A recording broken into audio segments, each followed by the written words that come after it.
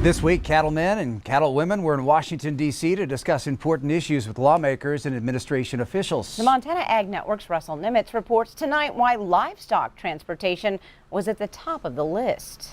Well, this week, members of the U.S. Cattlemen's Association met here in Washington, D.C. for their annual fly-in.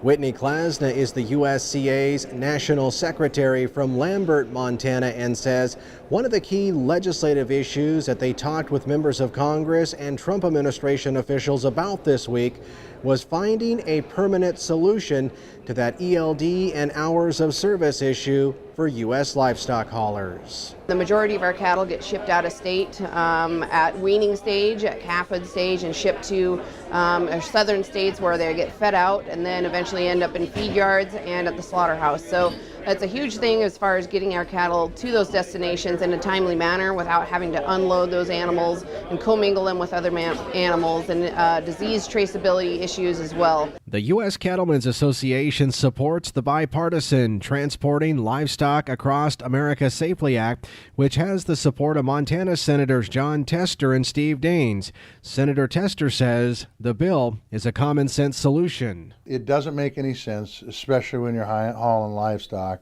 to be able to get halfway to market or 3/4 of the way to market and then have to unload the livestock. Anybody that's in the business knows it's hard enough to get them loaded the first time. Second time, it's nearly impossible. Plus, it's hard on the animals, and it's much better just to get them there, get them to the place, and unload them. And that's where this. That's where the law needs to be changed a little bit to allow some flexibility there for particularly the livestock haulers. Now, time is of the essence here because the current extension postponing full implementation of ELDs and hours of service regulations for U.S. livestock haulers is September 30th, 2019. In Washington, D.C., I'm Russell Nimitz, MTN News.